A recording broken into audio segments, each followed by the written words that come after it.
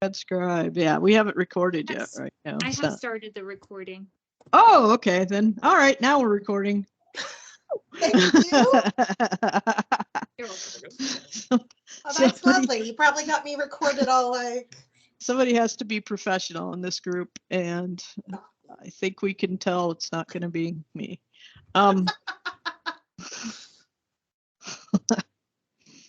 Try to keep that up there. All right, we'll wait till 2:00 and then I'll do the opening here. I always see those like Tumblr posts that are like, did I say that out loud with my face? Just making, and I'm like, yeah, that's me.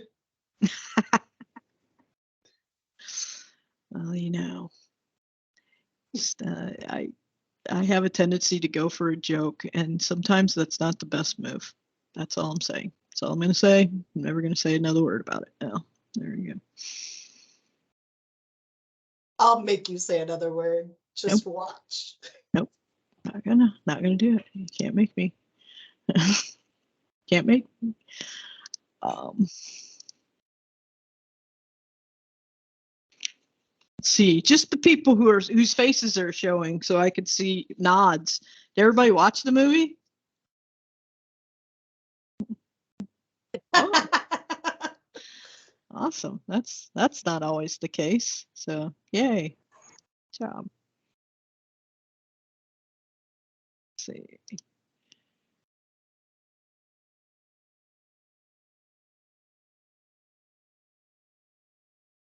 Does everybody know about Armie Hammer? Armie Hammer? The guy that plays Marty. No, is he also a cannibal in real life? Or is that just like creative license? Well, that's what I want to know. If you guys know about the Armie Hammer, right? That's it, Armie Hammer. Yeah, it's hard to say that. Yeah. I think you're gonna have to go into it. I don't really want to. I really don't want to. Just remember, we're being recorded. Yeah. That's why I really don't want to go into it. Hey, look. His great grandfather was Arm and Hammer. So, Arm and Hammer? Armand Hammer? Yeah. No, Arm and. That was it.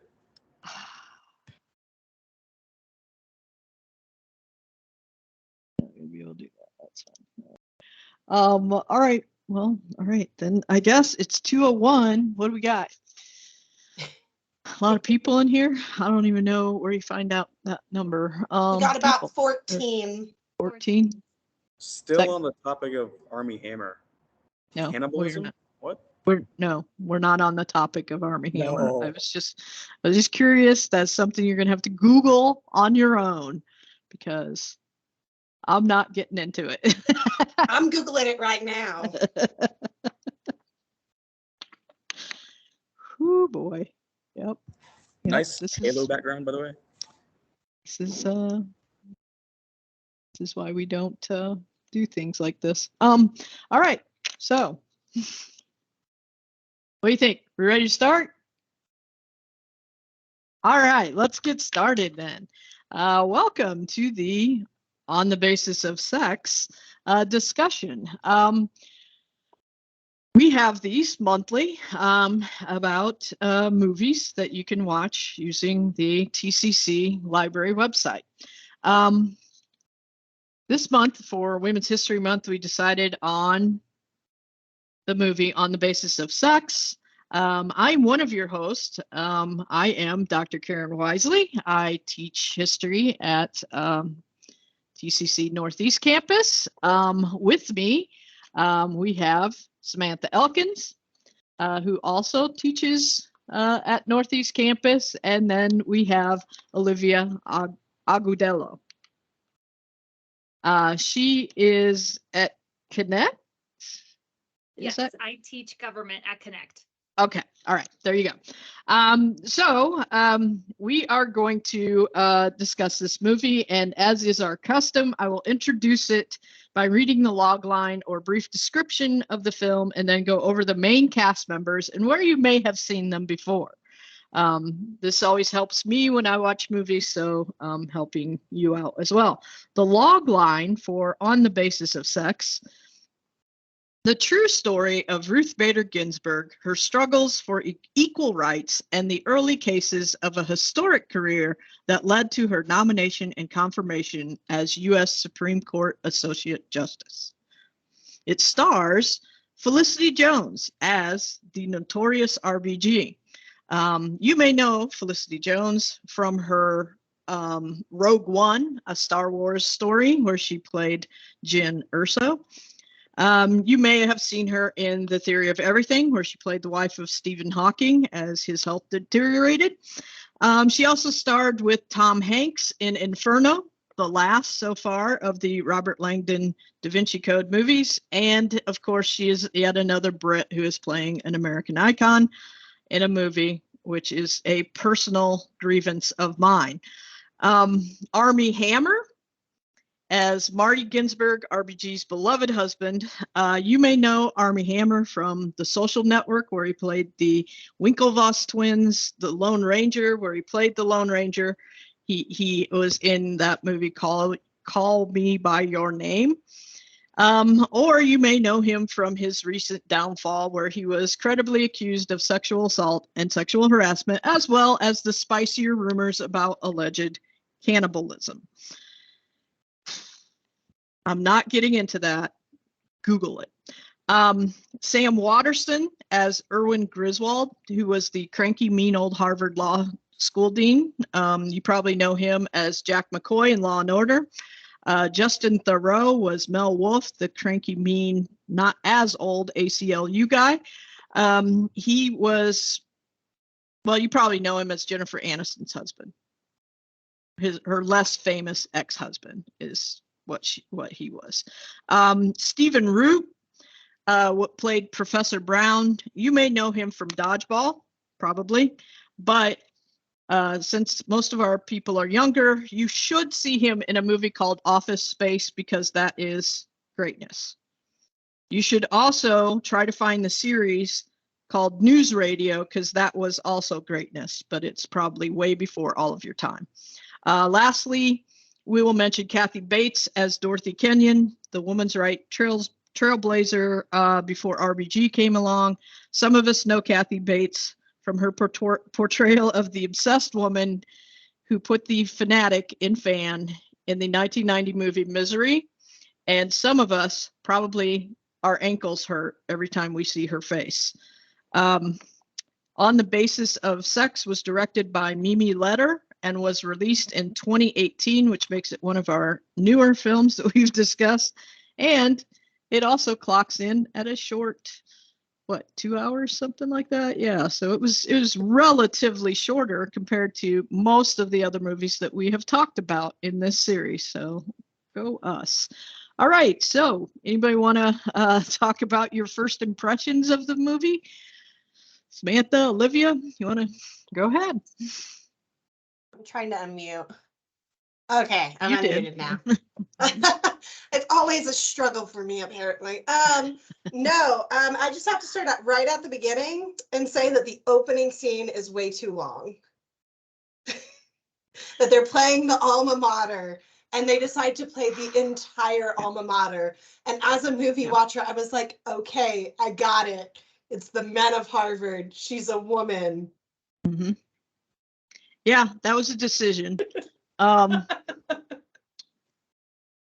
Yeah, I mean, it was impressive because as I've mentioned before, the all of the comments about this movie online are about the authenticity of its history wise, you know, in their costuming and the telephones and the typewriters and all of that. And so that scene alone had to cost a ton of money because they used a ton of extras who were all wearing the appropriate clothing for their time era. So it had to be super expensive. They could have saved some money, I think. And it was beautiful. Like, I loved the cinematography of the colors and everything like that. Like, I was like, oh yeah, this is great. And after about a minute, I was like, okay, what's next? Because it was so great. And then it just went a little too long. And that felt like a lot of certain decisions in this film, because so much of this movie was so great, because like you talk about the authenticity, how everything is very authentic, and especially like the costumings and the settings, and they're just, you really do feel like that you go through the different time periods with her. And I love that. It makes me want to wear those clothes, and you can't buy those clothes. But like, there were just times I was like, it felt very, in certain parts of the movie, it felt like a movie. Does that make sense? Mm-hmm. Mm-hmm. Anybody else? Olivia. I would agree that it was a little bit slow towards the beginning. I feel that I was a little bit more interested towards the middle and towards the end when they start talking about all the drama and everything. And it's not so much over them discussing the first time period of her. I just feel like, and I will say this because I saw the RBG documentary. And whenever they begin that RBG documentary, they start with these phrases, you know, of how they critiqued RBG. And this one, I don't know, I guess I expected something of that in the beginning. But it was very casual. Like, it was really slow, but towards the end, I loved it. I mean, towards the end, I loved it because I like that stuff. I teach government. Yeah. Right. Yeah. I mean, once it got going, it really got going, but yeah, it was a little bit slow to develop. And I mean, it was an artist's choice. So I'm not going to criticize the director, although that is kind of what we do. It's just, yes, I enjoyed the documentary as well, and hearing the critiques.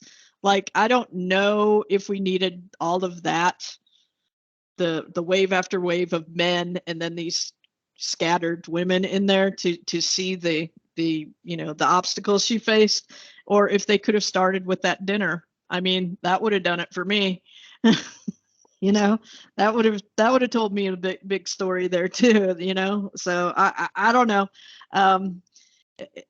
That's where things really started for me, as far as the show. Well, I loved that scene with the dinner because it makes it so clear how much, like the Harvard scene, it shows you kind of like the general sense of like where genders rank, but it's not overt.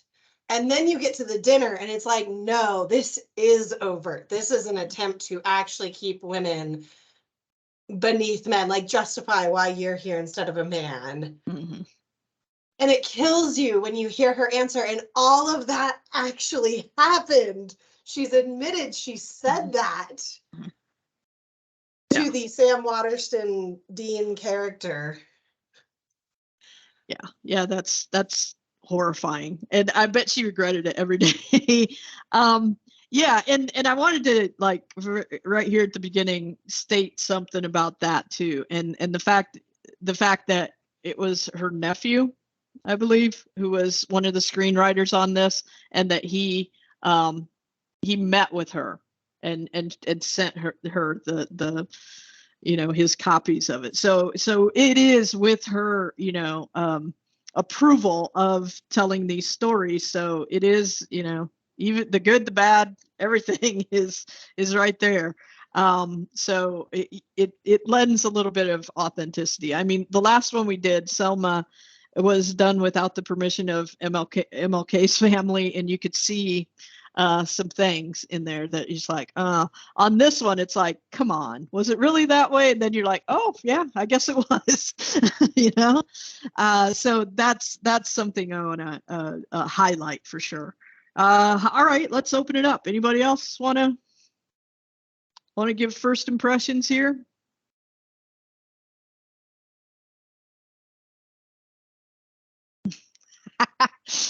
There's a little raise your hand button at the top of your screen, so that we don't all talk at once, which does not seem like it's going to be a problem. But here, I'll ask this: was there a favorite part in the movie for anyone that like they really liked in particular? I enjoyed the dinner.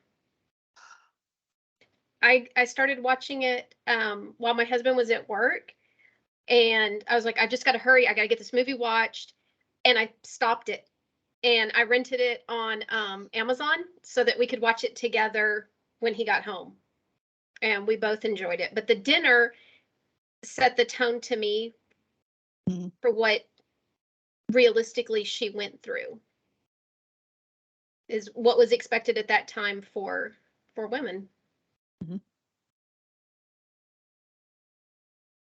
Anybody else have a favorite? I'll tell you, the one that made me cry like a little girl is the very end of it, when she's walking up those stairs to then them playing like actual audio of her arguing cases before the Supreme Court as a lawyer, and they get, where they're panning around, and then they go behind that pillar, and when they come out, it's actually hers. I just wept so hard.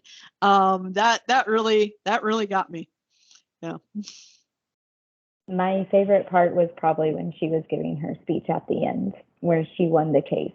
That was just like, I watched it while I was walking on the treadmill, so I was just like, I was almost like, come on, Ruth, come on, you got this, like, come on, do it, like, you can do it. So I was like almost like chanting for her, like believing in her, just everything. And it was very empowering movie, I think. So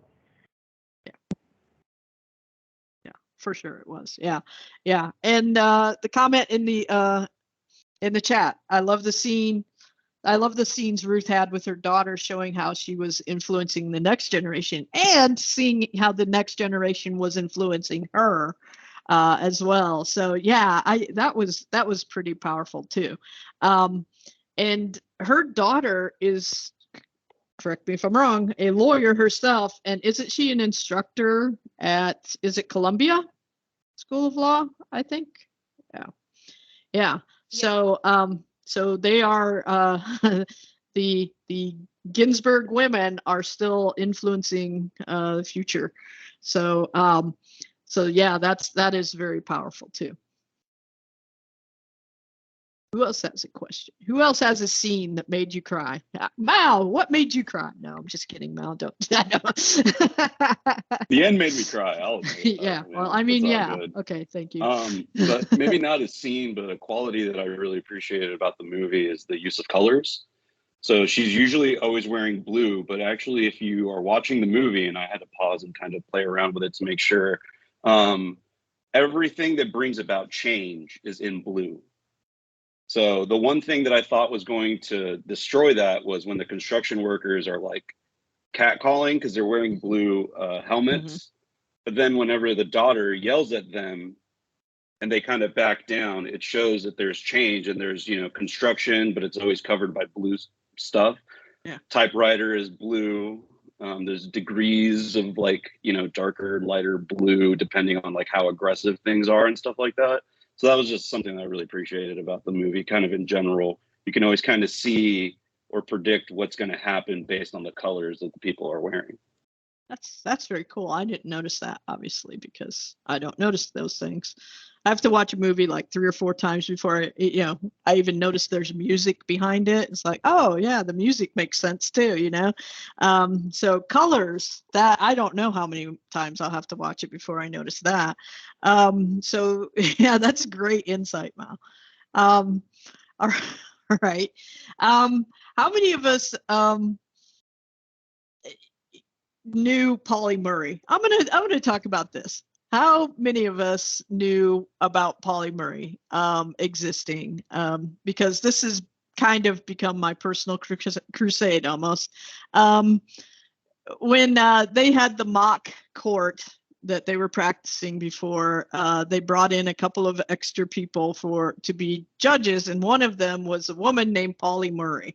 And my heart did a skip a beat, because I know who she is, and I even if that didn't happen, which I think maybe it didn't, I read something where they no, but Ruth, in conversations with Ruth, they wanted to bring Polly Murray into it because she was so important for the future court cases that she was going to argue, that maybe she didn't actually wasn't actually one of the moot court judges. But so does anybody know who Polly Marie is in the room? Are we all Polly Marie neophytes in the room?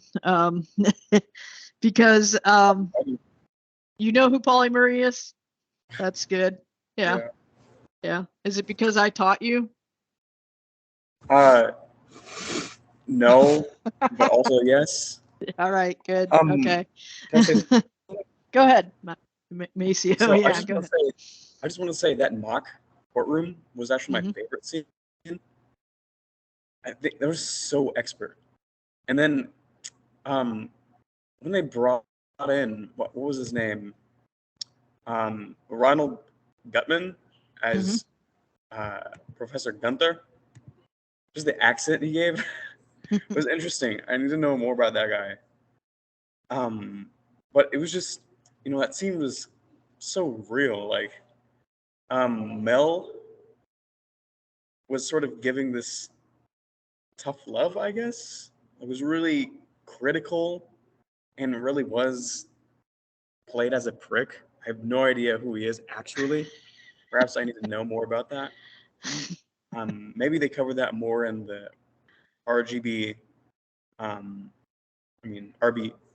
RBG. Documentary, maybe. Need to look more into that. Yeah, I don't remember him being in the RBG documentary, but I could be wrong. And I can explain a little bit about Melvin Wolf. Actually, one of the biggest. I come into all these movies like looking for the historical inaccuracies. I don't know why. I think it's, I guess, more fun to complain than, I don't know. Maybe that's just my personality on these. But Melvin Wolf is actually one of the most biggest parts that is inaccurate to the film. They make him, they wanted to represent all of the sexism in the world. And since there's not a lot of male characters, and RBG made 2 requests when they made the movie, get Marty right and get the law right. And you see how good the law is. And obviously they're not going to make Marty be like an overt sexist or anything, despite the actor. Anyway, but so they kind of took Melvin Wolf's character and they ran with it, and they do make him a lot more sexist in the film than he was in reality. But he was actually friends with RBG. They were childhood friends. They like went to camp together. So that whole scene where they like first see each other and they like sing a song. Yeah, that confused me because then the way he acted the whole rest of the movie, I was like, dude, you know her. You sang that together. What the heck, So I'm glad. So that's probably the most authentic moment for him, is the very first scene rather than later on, because they want to put all the other male perceptions on his character so that we can see RBG like what she has to overcome. But yeah, I figured I'd mention that. Yeah, his character, they were a little loosey-goosey with him. Yeah. Okay. But it's still good to show that. I'm glad to hear that. Yeah. Yeah. So the law in the case, I feel like that's why we brought Olivia in to discuss that, because we're just a couple of historian slobs over here. Wait, before we get to that, I want to answer the question of who Polly Marie is. Polly Marie is a national treasure, is what she is, and the fact that not as many people know her as should is a travesty. Polly Marie was a poet, an author, a lawyer. It is her ideas that were used in the Brown versus Board of Education case that will overturn Plessy versus Ferguson. It is her ideas of something that she called Jane Crow, but we now probably would recognize as intersectionality of it, the stacking of discriminations that Black women and stack onto that LGBT and all of these other identities come with another added extra layer of discriminations that one individual has to deal with. She introduced that concept, and she also introduced the idea that you could use the 13th and 14th Amendments to fight for women's rights.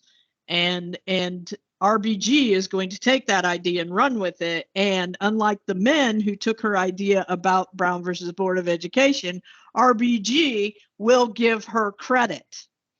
So learn about Polly Murray. I will put her name in the chat so that you can spell it appropriately and look her up. And then, all right, I'm sorry, Olivia, now could you give us an idea of how important the law cases were in this movie? Yes, and before though, I would like to mention, before I start talking about the law, but did any of you like realize, and I know they went really briefly whenever she was in the classroom discussing with her students, but some of the things that women weren't allowed to do. Does anybody want to share what women were not allowed to do? Women were not allowed to have a checking account without a husband on it. I remember, I'm old enough to remember my mom talking about that with me when she got her first checking account when my parents divorced. And that was a big deal to her.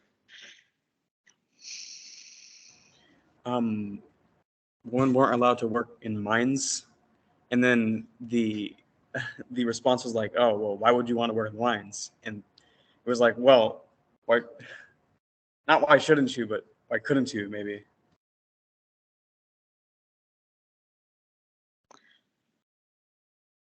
I remember that they weren't allowed to serve on juries in a lot of cases. Yeah. Yes, and that was one of the cases that what was her name? Oh my gosh, that she advocated and that she lost. I forgot. The other attorney. Do you remember? Like the one that was really Dorothy Kenyon. There you go, Dorothy. Yeah. Kenyon. That I was just like, why is she rude to her? So rude to her. When we should be supporting each other. Yeah, that was disappointing too, but then she, fought for her too. So yeah. Yes. So she made the ACLU guy. I forget names. I'm so bad. It's all right. So bad. It's all right. I only know because I have a list of them here. Mel Wolf is his name. Yes. There you go, Mel Wolf. But yeah, she made him because they had a whole section that was just for women's rights cases, right? Like they have a civil rights unit of the ACLU for those. And Ruth Bader Ginsburg worked for them for years in that place. Yes. And it seemed also that because they kept on trying to have like sex discrimination, right? Gender discrimination being brought up several times in court, and it was just not in their favor, that they were just like, we have to go a different way. We have to go a different way. And I think also that's where her husband comes into play, which of course, the actor, not the greatest, but the husband, I think that he's so wonderful. He is so supportive of her.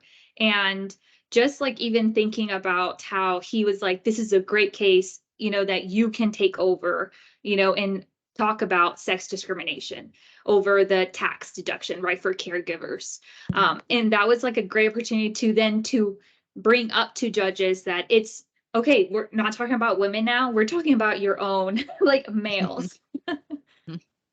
Does anyone want to discuss over that and how you saw it? That it's pretty eye-opening in the sense of you're thinking about, okay, you have to be pretty clever, right? And how to expose that. Because even as we saw whenever RBG was discussing it in court, she was not being as well as being able to come across that were sex discrimination until after, right? After they use that phrase of social radical change or something like that. And when they used that, I was like, wait. I had to go look it up too, because I was like, hold on, like, is that really used? Because during that time, a little bit before that, they were arresting all these people because of communism. So whenever you start using those words, you start thinking about, oh no, that's too radical and that's social change. Like that is not allowed to exist. And she talks about her daughter, and how things change, so specifically over that case that we saw that went through the whole movie. And of course they talk about other cases, but specifically it was about caregiver tax deduction, and it was only given to males that were married or females, and he was a bachelor. He was never married. So that is where he was like, I should be able to get this tax deduction because I'm taking care of my mother, and we never really think of certain details. And I think that's a good thing sometimes that our Constitution and certain times our laws are kind of broad, because then it leaves it to judges to be like, okay, well, in this circumstance, this is where we're going to take it as it is, but in this instance where it was this bachelor male, you're just like, you're discriminating against a male then, it's not a woman, a male. So this is where you have to really think about it. And I don't know what you thought about too before discussing a little bit more. But if y'all saw the discussion, of course, if y'all saw the discussion about the, I know, I was like, hold on, let me put my thoughts together. But the discussion before even the opposing party, the federal government, was using about the social radical change. Before that, they were talking about traditional family and how that was going to be broken if this is allowed then. And this is a tax deduction to a male, and they brought up about why. Does anyone want to expand on that? Because I don't want to keep on talking. Oh, I always have that problem too. I'm like, I'm dominating this. That's not right. But I know. You don't see a whole lot of people jumping in to take over. So don't worry about that. But no, I'm with you on that, because it's all talking about that, like, we expect you to get married, and it doesn't even have to be that we expect you as a woman to get married. We expect you as a man to get married, so that the woman can take care of these certain aspects in your life. And we're seeing that it's just now. I mean, I talk about like the pressure of people getting married today and everything. And it's just now that, like, I love my little sister. She goes, I don't want to have kids. I like being an aunt, And so, like, being able to make that choice today, whereas at that point, like, no, this was a part of society, period. You had to get married to get all the benefits of society. Because so much of society is organized around capitalism, and capitalism's unit of work is the family. And it isn't individuals, it's the family, and in specific, the family where the man is the breadwinner, the main breadwinner, and the woman takes care of the house and the children. Yeah. And so laws, I mean, I talk about how Social Security was written that way, that the Social Security Act was written that way because it was, yes, you pay into it, but widowed women would get benefits based on their husband if their husband died, but men wouldn't get benefits based on their wife if their wife died. And fatherless children, if the husband died and you had kids, they would get benefits, but motherless children did not, because it was assumed, oh, he'll just remarry. And so, the laws were written in a way that made that preference known, and it's known, and we're still like kind of overcoming that, where if you don't want to get married and if you don't want to have kids, that you can still have the same kind of benefits available to your regular nuclear family idea, right? So yeah, it was incredibly important, but I think it's also like very telling that judges who were mainly men, white men, can't wrap their head around sex discrimination until it's men who are being discriminated against.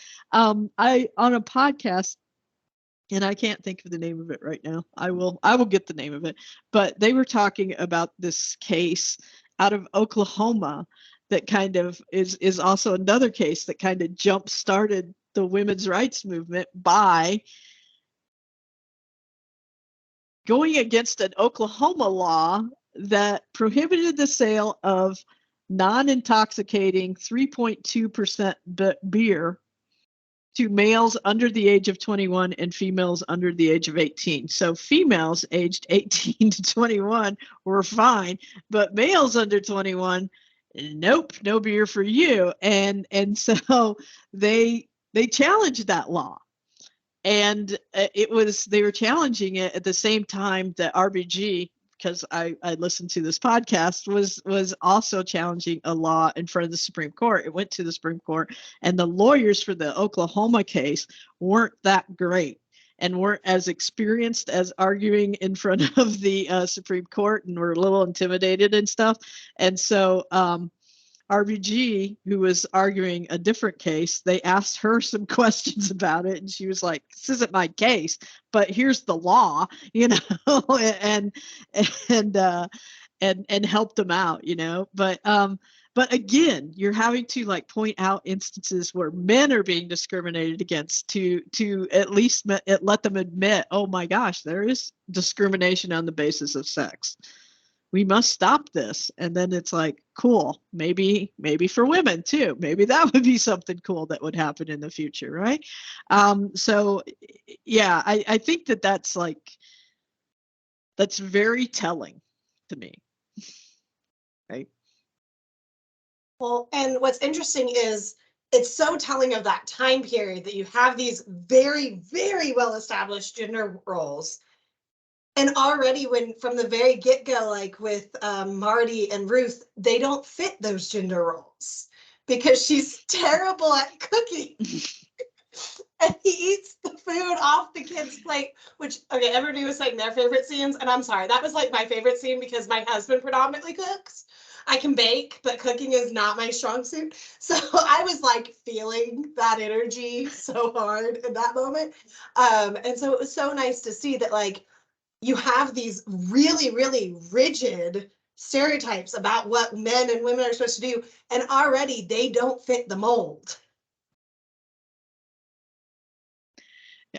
I wondered a lot how much of that was true about how they portrayed him. Like if that was really him as a husband, because it was so uncommon at that time that he treated her as his equal, and that wasn't very, everybody else was like, I'm the husband, you're the wife, you do what I say. So basically, but yeah, I thought it was 100% really true though. Yeah, that's awesome. Ruth was not shy about saying that like she got lots of dates while she was in law school. She's very popular. She was a hottie. Yeah. And so she talked about that almost every single date she went on, she didn't like the person. She never went on a lot of second dates. Mm-hmm. And Marty was basically the first person who asked her about her brain more so and her intellect and respected her as a woman. And so it was very much they portrayed their relationship extremely well in the movie. And it's so nice to see because you're like, yay! And he did cook. He famously became famous for, he has like a cookbook that came out or something while she was on the Supreme Court. That like all of his recipes, because they would have these like soirees that they'd invite all the judges to, and they're like, oh yeah, Marty's cooking's the best. So like he got really into cooking apparently. I will say again that I watched it at home on DVD, which is an ancient form of media that no one uses anymore. But on these DVDs, they have what are known as extras, where they have like interviews and things like that available to you. And there was one extra where they interviewed like the cast about how they, interacted, because they did have Ruth Bader Ginsburg offering input and they could interact with her. And what's her name? Felicity Jones got to meet her. There you go.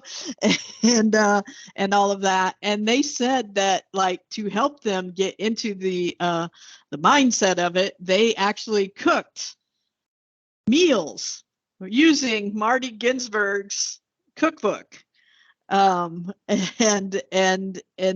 they did that as a cast, where they would sit around and have dinners together with using his cookbook. So yeah, he was apparently a very good cook, and she was a very not good cook.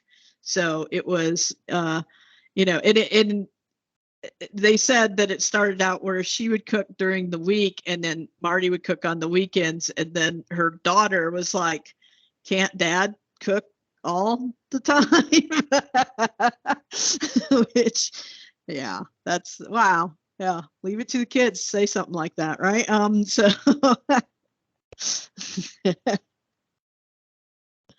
well, I mean, if you're not good, yeah, go with what she was very good at writing dissents, so let's do that. Yeah. All right. All right, so I don't know, what do we want to talk about?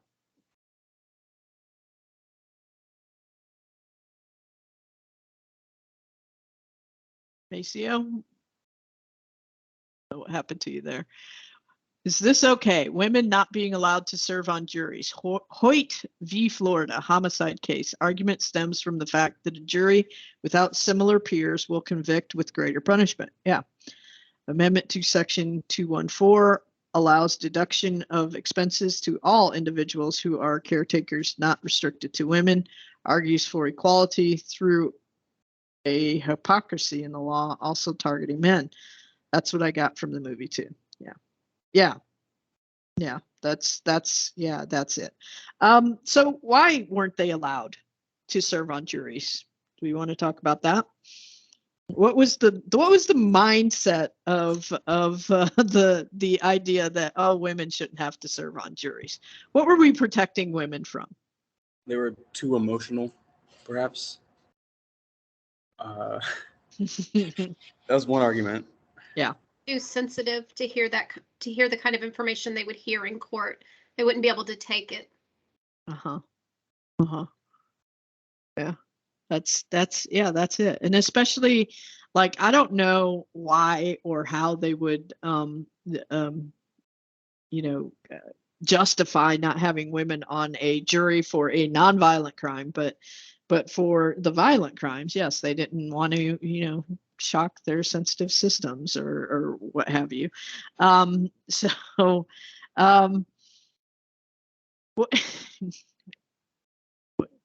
have we learned from this? I mean, I always tell my class, I would love to be on a sequestered, months-long murder trial. I would love to be on the jury for something like that. My goodness, that sounds like a dream to me. Am I crazy? Yes. Thank you for noticing. So, yeah. Can I interrupt or interject? Absolutely. Right. Absolutely. You're not interrupting. We're tap dancing. I wish they spent a little bit more time on the Idaho case. What is it, Reed versus Reed, or was it? No, it was the Reed commissioner. Reed. Something Idaho versus commissioner. I don't know. No, it was Reed v. Reed is what it was. Reed. Yeah. So, crap. What was I gonna say? I don't know. Okay. But Reed v. Reed, while you're thinking, collect your thoughts. Reed v. Reed was the case that they wanted her to write the brief on, but they didn't want her to argue in front of the Supreme Court. And she does end up writing the brief on that. And that is where she credits both Dorothy Kenyon and Pauli Murray in her brief, which is the first one that's presented, first RBG brief that is presented to the Supreme Court. And it is a case where two parents, the Reeds, had a child who died, and the Idaho law said that the father, the male, had to be the executor of the I can't remember the name of what they call that. I lost that word. The executor of the like will and the what do you call it? What word am I thinking of, guys? Case, sure. No, that wasn't it. But Of the household. Estate. estate. Oh. Boom. That's the one. Yes. Yes. And it gave absolutely no reason why it would have to be the male. It just said that the man should do it. And so the argument was, just because he's a man, having no other, I mean, if it was a man who was a lawyer or a man who was an accountant or a man who, whatever, maybe then, but it doesn't stipulate any kind of thing, just preference based on the fact that he was a man. Yes, Olivia. Wasn't the son the one that had left the estate to the mother? And they were arguing that no, it should be left to the male because, and then they made the joke in the movie that was because they know about accounting, they know about math. It should always be given to the male. Yeah. But it doesn't stipulate that in the law, right? And if she had been, and even in a case where the mother if she had been a lawyer and or accountant, they still would have, the law still states it goes to the man, and that is why they were fighting against that case, and it will make it to the Supreme Court and it will be overturned. Okay, so they don't spend a whole lot of time with that, and they do introduce the topic. But I mean, I'll tell you 100%, I don't remember exactly, but did they say at the end that they won that one in the words over it, or no? Just I don't think I did. Okay, well, that might have been helpful, or maybe it was like you're supposed to go and look some of this stuff up. Maybe they were like helping us out at the education level and be like, we're going to leave some stuff out so that you have to go and look some stuff up. That sounds probably like something a movie director would do. I don't know. No, probably not. No. So yeah, that's let's see. So we covered the opening, we covered the relationship with Jane. I'm guessing the relationship with Jane was kind of what it was in there.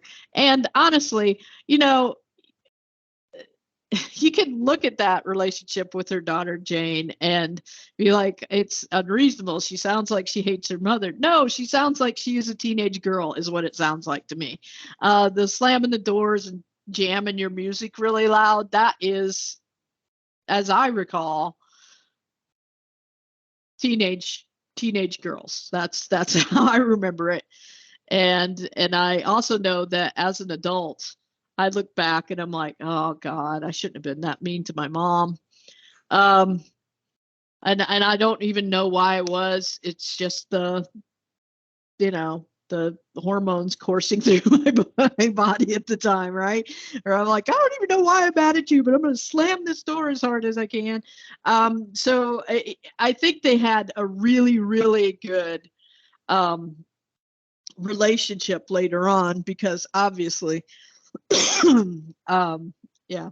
And I would mention also that the relationship, I guess, like RBG, like in the movie, she's having trouble with her daughter, and I guess it's also because of her relationship with her mom was different, because she was dying of cancer, so her relationship was different. But I also feel like it challenged her also, to think a different way. We saw it whenever they were waiting for that taxi, that she was just like, oh wow, I didn't see this part of you, and I've been protecting you, trying to get you ready to do this, but you're already doing it, at that age. Yeah. And it does portray her as a very headstrong teenager, just like her mother. Yeah, I like that. Where Marty was like, I wonder where she gets that, you know. Um, and yeah, it seemed typical to me. Can we talk about some of the other women in the film too? Because like we're talking about this relationship between the two most prominent women in the film. Did you guys feel like it did an adequate portrayal of all these other women? Also, okay, who does Kathy Bates play? I just saw Kathy Bates. Dorothy Kenyon. Like you mentioned, Polly Murray. Gotta have a list. I don't think it did a whole lot for Polly Murray. I will say that. And you know, I have long been a like I said, I feel like I am out here doing the Lord's work, trying to get people to know who Polly Murray is. There is a documentary about Polly Murray that was made just a few years ago by the same people who made the RBG documentary, and they made it because they learned about Polly Murray from the RBG documentary. And then they started looking into that and they made it, and it was very, very good. And it is called My Name is Polly Murray. And it is on Prime. It is available on Prime if you subscribe to that. If you don't, I may try to talk with the library people and see if we can get access to that one, because that would be a very good one for us I was to. about to say, can we start to look talking to at. the library about some of these documentaries? Because Yeah. I will make note of that, because that is a really good one, and it's very recent. And but she doesn't have any movies, any like Hollywood movies out about her, and I think she should, because her life is amazing. Just simply amazing. Like, she grew up in North Carolina. She went to New York to go to college because she didn't want to go to a segregated school. She gets to New York to go to this Hunter college that is all women, and they say, no, because you went to a segregated high school in North Carolina, you have to take an extra year of high school here before we'll admit you. So she did. Then she went through 4 years of college, got her degree, and she graduated in 1933 in the depth of the Great Depression. So, you know, everybody thinks that like graduating in 2008, as we were going through a little recession here, was bad. This was the Great freaking Depression. There were no jobs, and she, you know, she traveled the country riding the rails. You know, riding the rails means not buying a ticket, just hopping on. And she did that dressed as a man. And, you know, and she did that for a while. She worked for several New Deal programs. And then she tried in 1940. She applied to go to graduate school at North Carolina, and they say no, because we do not accept Black people. And so because of your race, we will not accept you. So then the NAACP does not take her case to try to overturn that, which she was pretty salty about. And then in 1942, she and a traveling companion were arrested for refusing to give up their seats on a bus in Virginia, which again, the NAACP refused to take her case. And it's, you know, 13 years before Rosa Parks. And they refused to take her case in part because, again, traveling, she was dressed to pass as a man while she traveled. Because safety, and also she had some gender difficulties. So then he thought it was over. She will later then go to Howard Law School. And at Howard Law School, she will come up with the idea that the NAACP will use to try Brown versus Board. and she will graduate number 1 in her class at Howard Law School. She will then, they had an agreement between Howard Law School and Yale that the number 1 student at Howard was then admitted to Yale for additional studies, and they refused to admit her because she was a woman. So that's where she gets the idea of this stacking of discriminations. And she's like, wow, man, I couldn't get into North Carolina because I was Black. I can't get into Yale because I'm a woman. We've made some improvements, but not everybody's included in these improvements. And so she wrote a book about what she called Jane Crow. It's like Jim Crow only for women. She called it Jane Crow. And so she's like, there are infinite movies that are right there for the taking in Pauli Murray's life. And I think, that's something that should be done.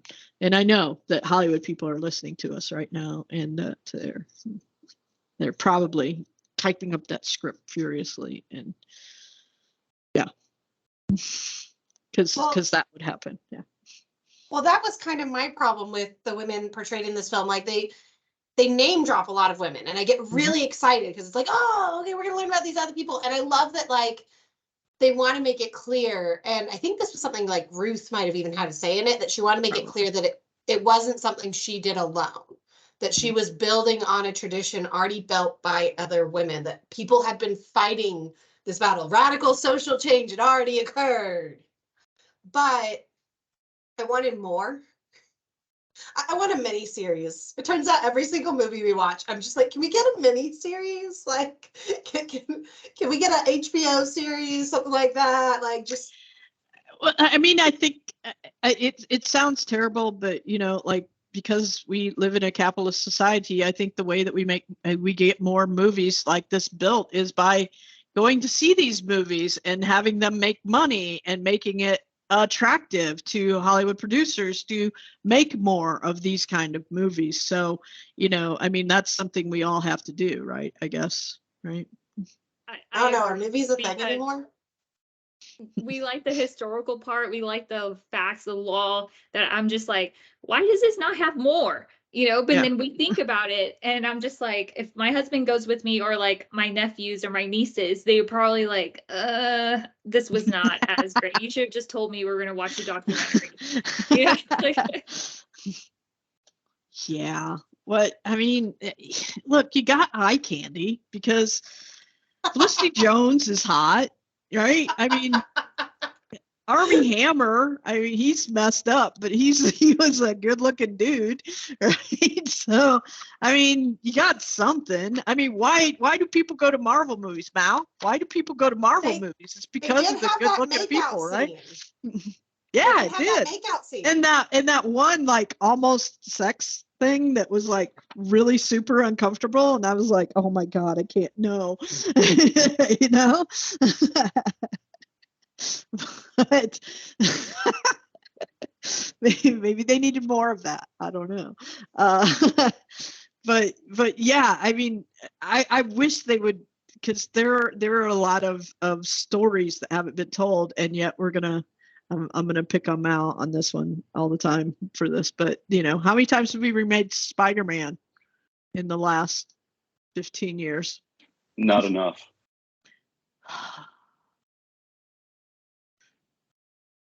There's a multiverse for a reason, and you're not going to catch me sleeping when I'm wearing a Mexican superhero shirt. Okay, I'm not saying we can't have more Spider-Man movies. It's just, do we have to go back to him getting bitten by that spider every single time? Tom Holland didn't get bit by a spider, Karen. It's falling apart. Don't do this to yourself. There's a hand raised. Go there. Fine. Let's go to the hand raise. Whose hand is raised? Marie should. Okay. I just think going back to Pauli Murray and the representation, I think it's really interesting that for them, the intersectionality of like race and the fact that it's women, and if you go all the way back to women's suffrage, there was that struggle between Black women and white women and their fight to vote of that white women really did cut Black women out, and this like, you don't want them to vote, like give us the vote so that we can be your voice. And I think that we're still seeing that today, and that you have to speak more to that story, that other story, and how they influence each other, and acknowledge it, or else you're going to kind of keep perpetuating this idea that we're doing things separately when we really are not. I don't think that you can have progression in women's rights or even women's representation without having progression in people of color's rights and representation. Yes, yes, that's always very, very important. So, yeah, we need to make sure that we focus on that, the connections between these folks, so that we can drive interest, I guess, in this, right? I just put the survey in the chat again, for anybody who wasn't in the room when I put it up earlier. I will also endeavor to put up a few more links in there for, let's see, the other events that happen from history departments all over our college, from different campuses.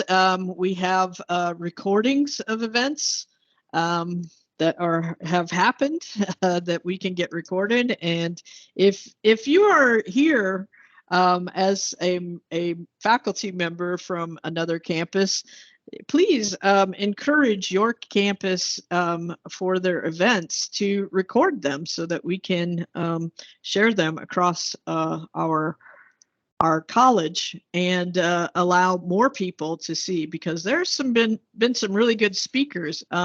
Just this last week, Connect had a speaker talking about the history of Roe versus Wade, and because it was streamed, we could see that, and the recording, I believe, is up there, or will be up there, because I know Dr. Northrup has been busy this past week.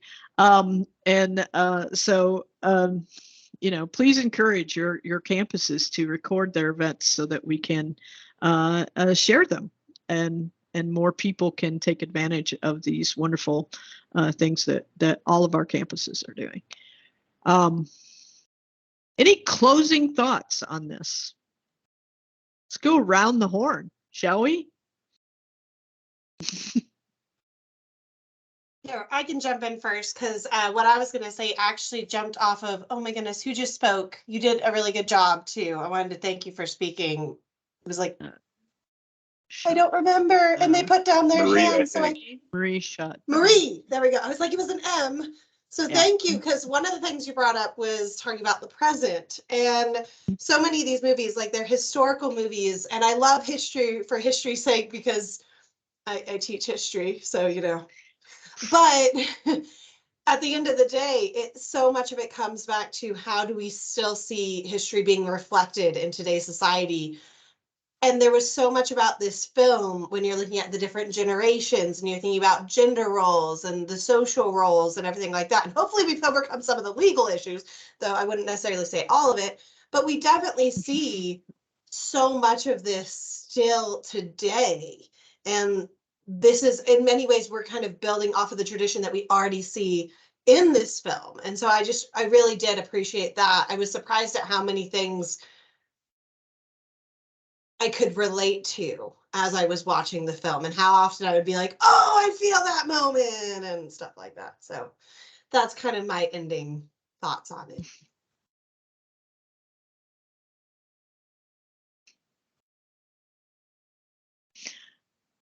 Olivia, do you have any No, yes, I mean, yes, I do. Yes, I do. Yes, I was yeah, was trying to see if anyone else was going to jump in before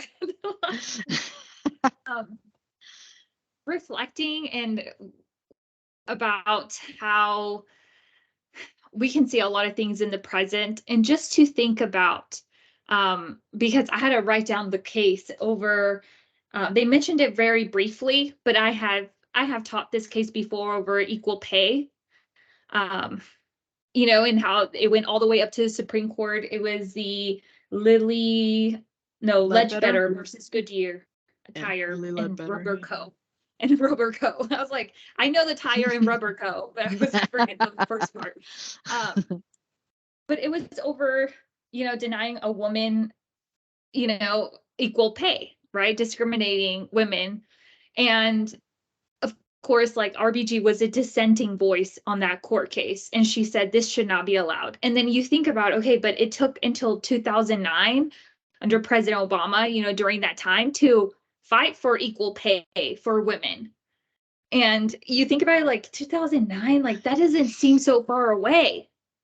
It was, you know, and then right now you can even see a lot of people have been bringing up, I'm not sure if you've heard about this, about like maternity leave, you know, paid maternity leave. And that is something that I'm not sure if I'll get in trouble, but faculty, we don't have maternity leave. And like we don't have maternity, not just paid maternity leave, we don't. You know, and that is a thing that you start thinking about these things and you hear legislators talk about it's a paid vacation. You know, and that is something that just, you know, like I don't know. It's a lot of things that we start thinking about of, wow, you know, of equality or just thinking of like what women have to go through. But at the same time, you know, like the argument of them saying, and I'm not trying to start a new discussion or anything like that, I'm going to cut it, but really fast is about, you know, how they talk about, well, you know, that's why we pay you less is because you're going to take a maternity leave and we're going to have to replace you. You know, so those are things of mindsets that we have to also think about of how to come across and start changing. Even as an institution. Yeah, even as an institution. All right, does anybody else have anything? Because I'm going to close on a thought. If no one else has anything that they want to add, I'm going to close on a thought. And I think this is a good closing thing. And it is this. All right, so a number of years ago, I'm not going to discuss how many. I was asked to go to a screening of a documentary, a brand new documentary that was called She's Beautiful When She's Angry. And I don't know if any of you have seen that, but you should. It's a very good documentary. I'll put that on my list of documentaries to try to bring in. Yes, there it is. On the DVD. Anyway, at this screening, and the movie is about the second wave feminist movement, and particularly dealing with reproductive rights. And it's very educational. It's very good. Before we saw the movie, there was a member in the audience who was in the movie, who was an activist and was in the movie. And they asked this woman if she would like to speak before the movie. And what she said is something that is so beautiful that I've repeated it for like all of my classes that I've taught since then. And it is this. She got the microphone and she said, you know, I've always hated gardening. And the reason that she said she hated gardening was because you could work and work on your flower bed or your garden or whatever it is for, you know, day in and day out, keeping ahead of the weeds, making sure, you know, the ground's broken up so it will absorb water, and doing all of this work day in, day out. And if for whatever reason you have to be away for a few days, you can come back and it looks like you were never there. And she says to her, that's what the feminist movement was.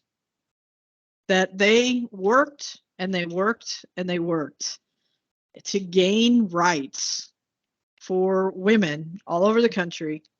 And a new generation of women come up and they aren't working for them because they already have them. And maybe they think, oh, this has always been this way. And they're not vigilant about it. And the next thing that happens is those rights are taken away. And we're seeing that in action now. And it's not just the feminist movement, but it's every one of these movements. And so I always kind of take that as an important lesson to all of us as history teachers, as history students. Know where we've gotten these rights from, know where these things come from, and then hold on to them with every ounce of strength that you have, because people will try to take them away. And we have to fight to keep them. All right. So our work is never done. It's like a garden. I too do not like gardening. All right. So with that, I want to thank everybody for coming out here and participating in our event again. I really enjoy these. We will be having another one on Friday, April 28th. And we will be discussing the movie Milk, about Harvey Milk. That was one that I insisted upon. And we're already starting to take suggestions and all of that for next year, because this seems to be something fun that we all enjoy doing, and we will do more of. So do us a favor, fill out the survey that we have put in there. Check out these other links that I also added. Watch Wisely is the podcast that Samantha Elkins and I have done. And if you have a movie that you are super passionate about that has any kind of educational value, you think, contact us. We'd love to do an episode with you on anything. So thank you for coming out. And we'll hope to see you again next month on April 28th. All right. So thank you very much. And we'll end this thing.